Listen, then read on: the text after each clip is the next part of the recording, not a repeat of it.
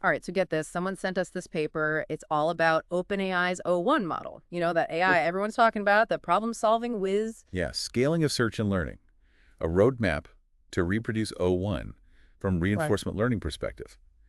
It tries to really break down how O1 might actually, achieve these reasoning abilities. And O1 can do some crazy stuff, right? Like, I've seen it cracking codes, writing some pretty complex code itself, even getting better at tasks the more time it has, like just like we would. Exactly, and the researchers think that the key is reinforcement learning.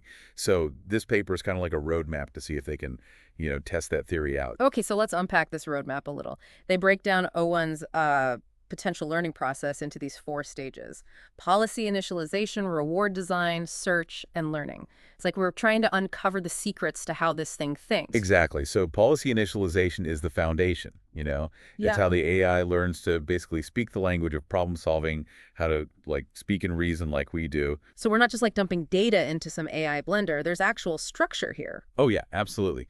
So it starts with pre-training, where the AI is fed, massive text data sets to learn basic language patterns, like grammar, vocabulary. Then there's instruction fine-tuning, where it learns to follow instructions and give human-like responses. So it's like teaching the AI to, understand us and respond in a way that makes sense to us. Exactly. And then it gets even cooler. The AI is trained to actually mimic human reasoning behaviors, analyzing problems, breaking them down into steps, even evaluating its own work. It's like almost like you're watching it learn to think. Okay, hold on. The AI can actually like judge its own work. Okay, that's something I definitely want to hear more about. Well, the paper gives some really neat examples, like an O1 is trying to crack a code. It analyzes the patterns in the ciphertext like super carefully, like a detective putting together all the clues. And when it's given a coding challenge, it breaks the problem down systematically, just like a human programmer would. So it's not just like randomly throwing code at the wall and seeing what sticks. There's actual like method to its madness. Oh yeah, definitely. But the researchers also point out that there's a challenge here. How do you balance, teaching the AI efficient strategies, Yeah. but also allowing it the freedom to explore its own solutions? Yeah, I see what you mean. It's kind of like any learning process, right? You need the structure, but you also need that room to experiment and find your own way. So what's next on this AI learning journey? So next comes reward design, which is all about guiding the AI towards what we want it to do. Think of it like setting up a system of, incentives and feedback to shape its behavior. So we're essentially teaching the AI what good looks like, right? But how do you even do that for something as complex as O1? There are a few different approaches, and each has its own, complexities. One big question is, should we only reward the final outcome, or do we give feedback along the way? Like, think about grading an essay. Is one grade at the end enough, or is it better to give feedback on each paragraph? I'd say feedback along the way is probably way more helpful, especially for something as complex as what O1 is doing. Does the paper agree with that? It does. The paper argues that for complex tasks, something called process rewards, where you're getting that feedback throughout the process, are more beneficial than just like a reward at the end. Makes sense to me. So how does that actually work in practice? Like, what are some ways these rewards are designed? So there are a few fascinating methods they talk about.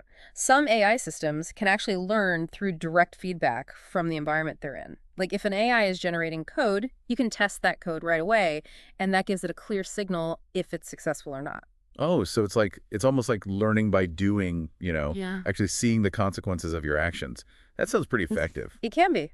And then there's this idea of, get this, AI judging AI. Like imagine using a powerful AI, like say GPT-4, to actually evaluate how another AI is performing, to create this whole feedback loop. Well, so it's like peer review, but for AIs. Yeah. That's a really interesting way to scale up the learning, I guess. Yeah, exactly. And then another method is having humans actually rank different AI responses, and the AI learns to prioritize the ones that humans prefer the most. Like an AI taste test. So the AI is learning from its human taste testers. That's pretty clever. What other methods are there? There's also something called reward shaping, where you Yeah. give the AI like bonus points for actions that lead it in the right direction, even if it hasn't reached the final solution yet. It encourages exploration and refinement. Oh, so you're kind of like giving it little nudges along the way, guiding it towards a better approach. Exactly. But the paper makes it clear that choosing the right type of feedback and how much data you need to train something as complex as O1, those are still big challenges. Sounds like a really delicate balancing act, huh? It's kind of amazing how much this mirrors the way we learn as humans. It really is. But remember, this is just the beginning of understanding how O1 might be learning. The next step on this roadmap is figuring out how it actually thinks, which brings us to the concept of search. Okay, so we've covered how the AI learns to communicate and gets a sense of what's good. But what does search even mean here? Is it like browsing the web for answers? Not quite. Search in AI refers to the process of exploring different approaches to find the best solution to a problem. It's not just about generating one answer. It's about trying out different paths and seeing which one leads to the most, rewarding outcome based on what it's learned. So it's like the AI is like brainstorming, trying Yeah. out different strategies to see what Yeah, works. exactly. And just like in human problem solving, this search could be guided by both internal and external factors.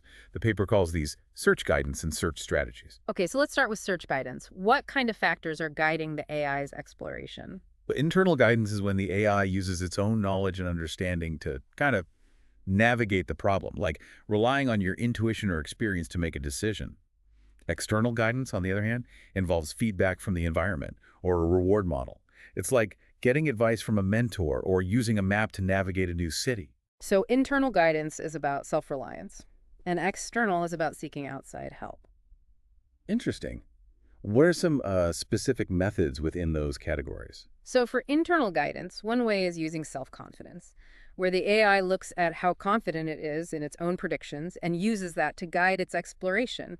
If it's really unsure about something, it's less likely to, go down that path.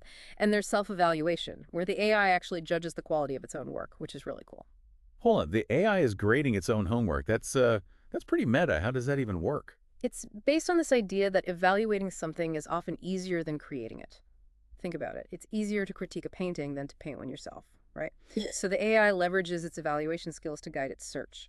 What about external guidance? What are some of the methods used there? Probably the most common type is environmental feedback, where the AI learns directly from the consequences of its actions in the environment. Like an AI playing a game might get points or penalties based on its moves. Oh, so it's kind of like learning through trial and error, just like we do in the real world. Exactly. And then there's using a more powerful AI to give feedback and guidance, sort of like a coach might train an athlete. It's a way to use existing expertise to help the AI learn faster. AI, coaching AI. Now that's a thought. Okay, so we've got the AI thinking about its own thinking and getting feedback from different places. But how does it actually go about exploring all these different solutions? That's where search strategies come in. The paper breaks these down into two main types: tree search and sequential revisions. Right, break those down for me. What is tree search? Imagine like a decision tree, where each branch represents a different path or solution. Tree search is about exploring all those branches simultaneously, evaluating each path and seeing which one looks most promising. It's like weighing all your options before you make a decision. So the AI is systematically like mapping out the possibilities, trying to find the best path forward. Exactly. And within tree search, there are a bunch of specific algorithms, like best of n sampling, beam search, and Monte Carlo tree search, each with their own pros and cons.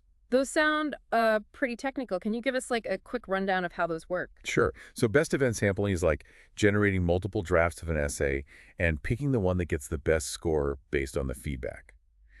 Beam search is more like shining a flashlight on the most promising paths and ignoring the ones that are less likely to lead to a good solution. Got it. So it's all about being efficient with its exploration. What about that Monte Carlo tree search? That one sounds interesting. Yeah, Monte Carlo tree search, it got really famous because of AlphaGo.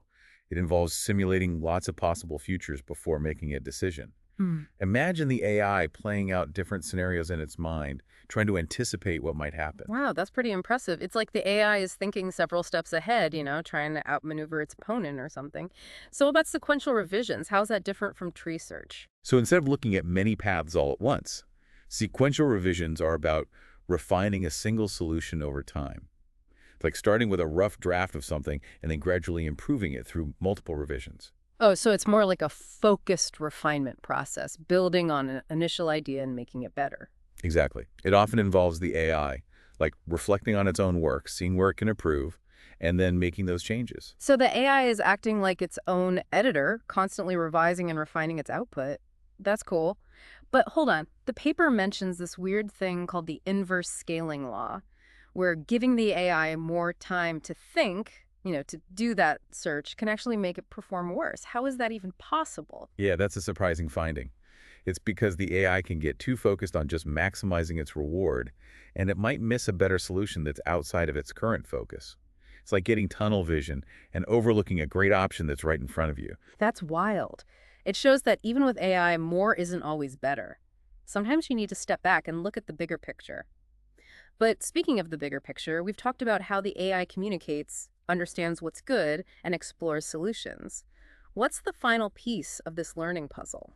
The final stage is learning, where the AI actually improves its abilities based on all those search experiences. It's like where everything comes together, where the rubber meets the road. Okay, so we talked about rewards during the search process, but how does that actually translate into real learning for the AI? That's where reinforcement learning really shines. It lets the AI go beyond just mimicking human behavior and potentially find solutions that we might never even think of. It's like the AI graduating from being a student to being a researcher, conducting its own experiments and drawing conclusions from them. So the AI is not just passively receiving information, it's actively learning and adapting based on its own experiences. Exactly. And the paper dives into all sorts of different algorithms used in reinforcement learning, like reinforce, PPO, and DPO. They each have their own way of updating the AI's knowledge and decision-making based on the rewards it gets. I see. So it's not a one-size-fits-all approach. Different algorithms are used depending on what you're trying to teach the AI. Right, and choosing the right algorithm can make a big difference in how well the AI performs and how quickly it learns. It's a whole area of research constantly trying to improve the methods and make AI systems even more intelligent and capable. Now, the paper also mentions behavior cloning, which sounds kind of similar to what we were talking about earlier with instruction fine-tuning. Is there a difference? You're right, they both involve mimicry, but there's a key distinction. In behavior cloning, the AI is learning by imitating the actions of an expert, like a human or another AI that's already really good at the task. It's like learning to play tennis by watching a professional and copying their movements. Ah, so it's like a shortcut to get the AI up to speed by learning from the best. Exactly. And the paper speculates that O1 might actually be using a combination of behavior cloning and these other reinforcement learning methods. Starting with cloning for a quick boost, and then moving on to something like PPO for more in-depth learning. It's like the AI is first apprenticing under a master and then branching out to develop its own unique style. That's a great analogy. But even with all these advanced techniques, training AI systems as complex as O1 comes with a whole set of challenges. Oh, what kind of challenges? One challenge is finding the right balance between learning from both positive and negative examples. It's not enough for the AI to know what works, it also needs to understand what doesn't work, so it can avoid making the same mistakes again. Oh, so it's about learning from both successes and failures, just like in life, right? Exactly. Another challenge is making the AI a really good question generator, so it can constantly challenge itself and discover new knowledge. It's about fostering a sense of curiosity in the AI and pushing it beyond its current limits. So it's like giving the AI the tools to become a lifelong learner, always searching for new knowledge and understanding. That's fascinating. But what about the practical side of things? Like, how do researchers actually go about teaching the AI all these complex skills? Well, that's where things get really interesting, and that's what we're going to dive into next time. All right, you left me hanging. I can't wait to hear more about how they're actually putting this roadmap into action. So you're curious about how researchers are actually taking this roadmap and, trying to build an AI that can learn and reason like O1. Oh, yeah, absolutely. We've talked about all the theory, but seeing how it's actually being done in real projects, that'd be amazing. Well, the paper actually looks at a bunch of open source projects that are trying to do just that, recreate O1's capabilities. It's like, watching different teams try to bake a cake using the same recipe, but each with their own little twist. I like that analogy. So, what are some of the approaches these projects are taking? Are they all like following the roadmap to the letter? Some are sticking pretty close, while others are, getting a bit more experimental. For example, there are projects like G1 and Claude that focus heavily on something called prompt engineering. Prompt engineering. That sounds familiar. Didn't we talk about that earlier? We did. Remember how we discussed how the AI learns to understand and respond to human instructions? During that policy initialization stage, well, prompt engineering is like taking that idea and running with it. It's about crafting these really clever prompts to try and get existing language models to do some of those reasoning tasks without necessarily needing all the, fancy reinforcement learning stuff. So it's like you're trying to get a student to solve a complex problem by asking them just the right questions without actually teaching them the concepts behind it. Exactly. And while these projects have shown some pretty impressive results, there's a chance they might hit a limit in terms of how far they can push the AI's abilities. They're limited by what the language model they're using already knows and, how well it can already reason. I see. So it's like you're trying to build a skyscraper, but on a foundation that wasn't really meant for that kind of height. At some point, you're going to need to go deeper and strengthen that foundation. That's a great way to put it. And that's where projects like OpenO1 and O1 Journey come in. They're taking a more, comprehensive approach, incorporating elements of reward design and even some reinforcement learning into their training process. So they're not just relying on clever prompts, they're actually trying to teach the AI how to learn and reason better on its own. That's right. For instance, O1 Journey uses a process reward model to guide the AI's learning, giving it feedback not just on the final outcome, but on each step it takes along the way. It's like getting feedback on each paragraph of an essay, rather than just a grade at the end. It really does sound like they're trying to mimic how we learn with that constant feedback and guidance throughout the process. Right. What about OpenO1? What's their approach? OpenO1 is really interesting because they're experimenting with different search strategies, particularly Monte Carlo tree search. Ah, yes, MCTS. The one where the AI simulates all those possible futures before making a decision, like it's playing out different scenarios in its mind. Exactly. And by using MCTS during testing, OpenO1 can explore a much wider range of possibilities and potentially come up with more creative and effective solutions. It's like giving the AI the ability to think strategically and really anticipate the consequences of its actions. So it's not just about finding any solution, it's about finding the best possible solution by considering all the angles. That's pretty cool to see how these different projects are taking the pieces of the roadmap and, putting them together in their own way. It is. And what's really encouraging is that they're all drawing on the same core concepts, even if they're implementing them differently. It suggests that this roadmap isn't just some theoretical idea, it's a practical guide that's being actively tested and refined in the real world. That's exciting to hear. It seems like we're getting closer to actually understanding what makes O1 so good at what it does. Yeah. We are. But as with any scientific endeavor, there's always more to explore. The paper doesn't just stop at recreating O1, it also outlines some really intriguing directions for future research in AI. Okay, I'm all ears. What's on the horizon for O1 and, for AI reasoning in general?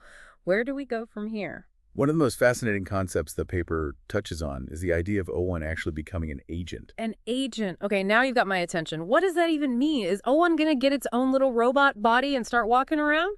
Not quite, but it's definitely a step in that direction. Right now, O1 is mostly focused on reasoning and solving problems in a digital space.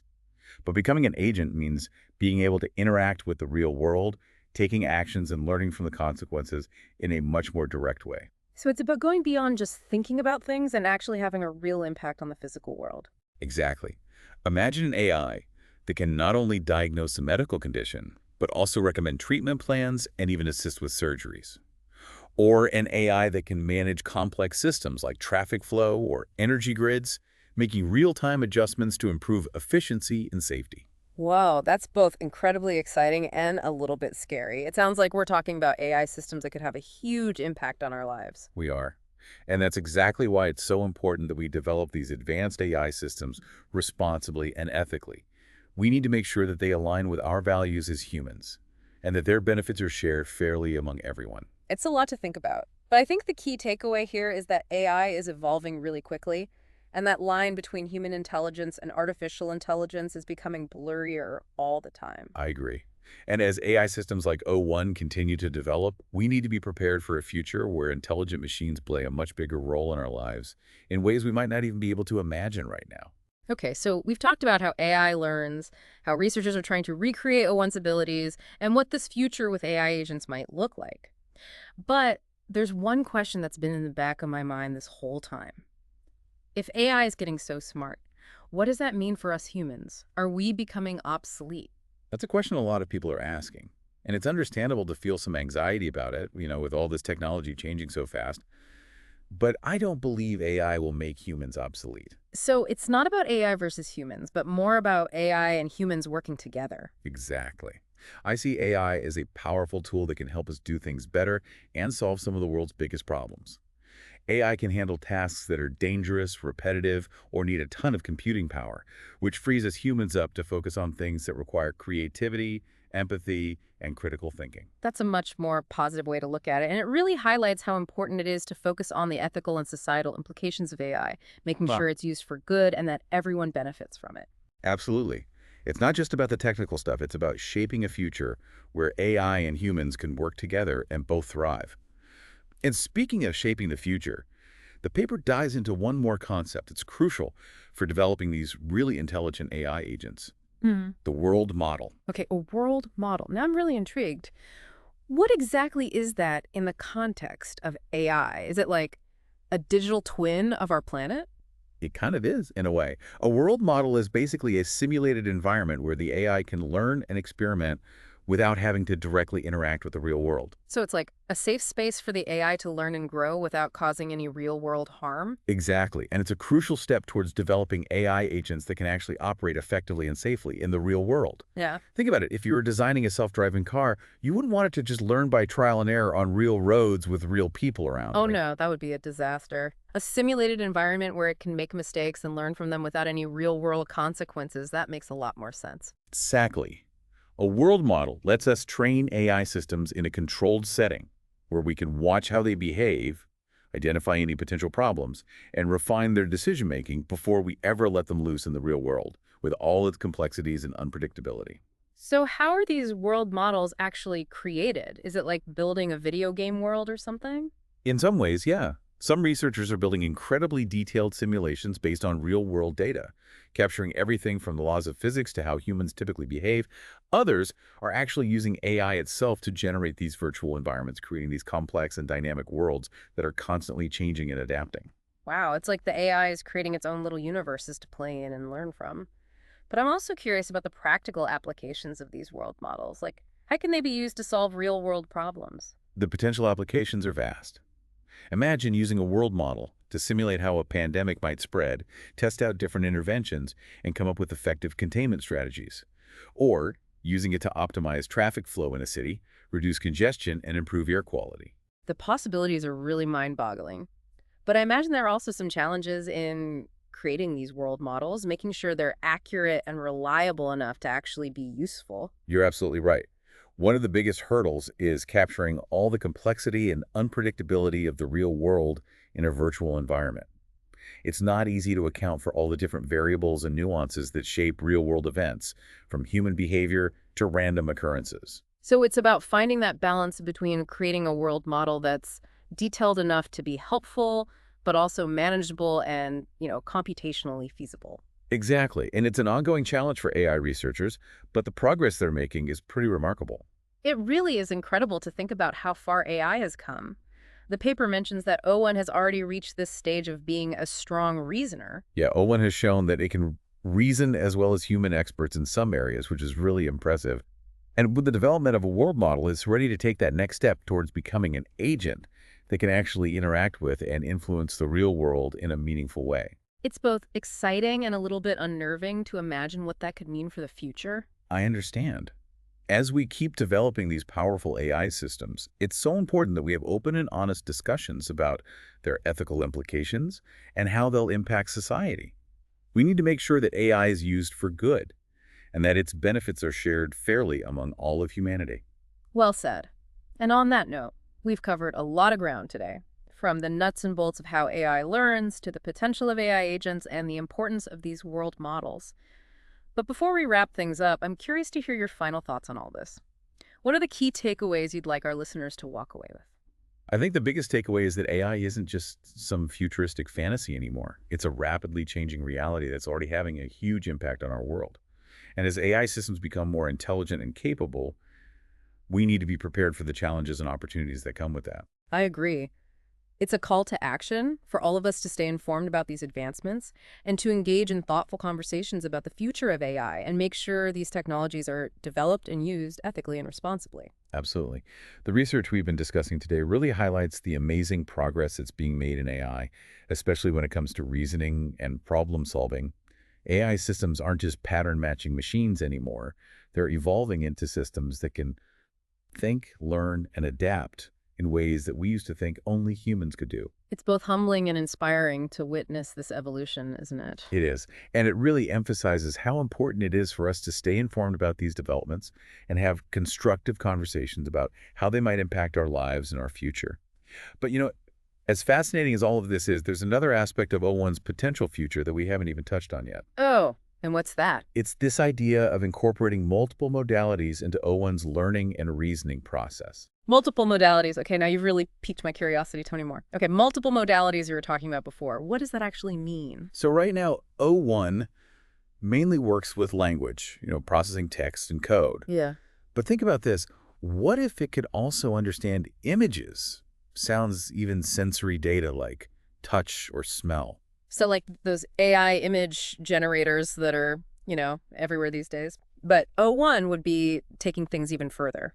It's not just about generating stuff. It's about using all these different types of information to get a much deeper understanding of the world. I see what you mean. It's like the difference between reading a recipe and actually cooking the dish. You're seeing the ingredients, smelling the aromas, tasting the flavors. It's a whole other level of understanding. Exactly. And by combining all these modalities, O1 could potentially learn and reason in ways that we can't even imagine right now. Hmm. Think about an AI that can not only analyze scientific papers, but also look at experimental data from images and videos and even control robotic arms to actually conduct experiments in a lab. That's mind-blowing. It sounds like something out of science fiction, but it's actually becoming reality.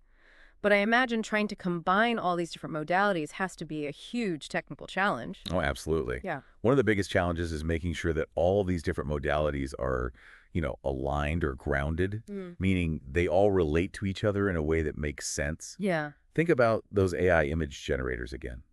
Sometimes they create these amazing realistic images, but then other times they produce these weird results that just don't make any sense. Yeah, I've definitely seen some of those AI-generated images that are more funny than impressive. What causes that disconnect? It's because the AI hasn't really grasped the underlying concepts and the connections between the words and the images. Yeah. It's like trying to speak a language, but you don't actually understand the grammar or the vocabulary. Hmm. You might be able to string some words together, but the meaning will be all jumbled up. So for O1 to really understand and use multiple modalities, it needs to develop this deeper understanding of how all these different types of information fit together. That's exactly right. And that's a really complex challenge that requires new algorithms and new ways of training these systems. It's like teaching the AI not just to see and hear, but to actually perceive and understand the world through all of its senses. It sounds like a massive undertaking, but the potential benefits seem like they could be incredible. Imagine the possibilities. AI doctors who can diagnose diseases by looking at medical images, considering a patient's symptoms, and analyzing their genetic data. Or AI architects who can design buildings that are not only functional but also beautiful, incorporating things like light, sound, and even textures into their designs. It's amazing to think how these advancements could completely change entire industries and even our everyday lives. It feels like we're on the verge of a whole new era of AI, one that's even more powerful and transformative than what we're seeing today. I completely agree. And as with any powerful technology, it's essential that we approach this thoughtfully and ethically, making sure that these advancements ultimately benefit all of humanity. It's a responsibility that falls on everyone involved, from the researchers and developers to society as a whole. Well said. And on that note of both the incredible potential and the importance of responsibility, I think we've reached the end of our deep dive into the amazing world of O1 and the future of AI. It's been fantastic to explore this groundbreaking research with you and all our listeners. We always encourage everyone to keep learning, keep asking questions, and keep engaging with these incredible technologies. The future of AI is something we're all shaping together. Couldn't agree more. Thanks for joining us on this journey. Until next time, stay curious and keep exploring the ever-evolving world of AI.